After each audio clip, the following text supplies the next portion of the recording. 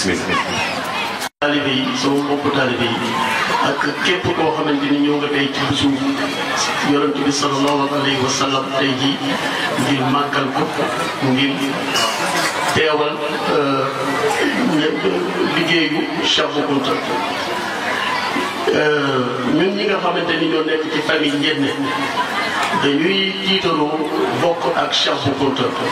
ndaxte Cheikh Bou Kounta dafa nekk waliyu kaamil boo xamante ni ay kiraamaam weesu na Sénégal boo ko xoolee famille Ahmadou Kountiou dafa jógee fu sori boo xamante ni mu nga ca empire du Mali depuis le 15e siècle doorañ di law di ñëw ba si Sénégal li nga xamante ni nag mooy diine ji fii ci Afrique Ahmadou Kountiou ñoo ko fi teg ci diine boobu nag Sidi Mokhtar Kountiou génn ci ay téere yu am solo yoo xamante ni ci la Laaji Malick Sy sukkandikoo daal di gën a yeesal tarixa Tijaaniya ci la Laaji Cheikh Ahmadou Bamba boo demee ci Masaalikul Jinaan di ko ci gis la muy tagg ci Cheikh Sidi Mokhtar Kountiou taggewu ko benn wàll yu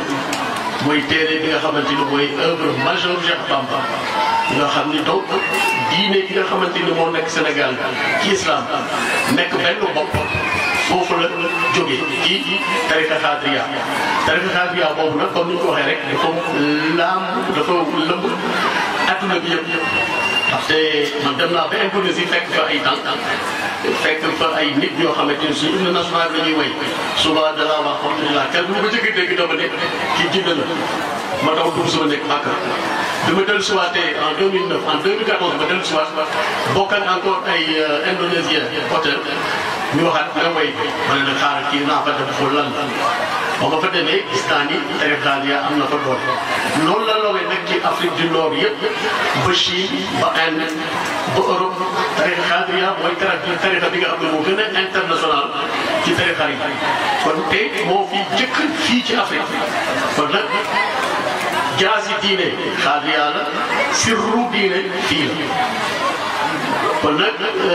sëriñ bi suñu famille Ndiéné ñu ngi lay ndokkeel ci sa bés bi di sàkku ñaan ci yow ndaxte gis nañ sa taxawaay suñu famille man de gis naa ko ndaxte keroog bi nga xamante ne Sénégal génn na àdduna ma téléphoné Ndiassane ne leen génn na àdduna téléphoné Cariat ne ko génn na àdduna moom mii moo fa jiitu mooy Ndiassane keroog laa ko jàpp ba tey jii am na ñu ma ci xaw a may rek xëy na waaye man ku ci nekk dañu am fépp ku ci nekk sa waay tomo bi keroog laa gën a jàpp ne Sidi Mokhtar moo fa jiitu waa Ndiassane moo fa jiitu sax waa Dakar ci sa yaay génne àdduna loolu nag ci xol dafay nekk lu am solo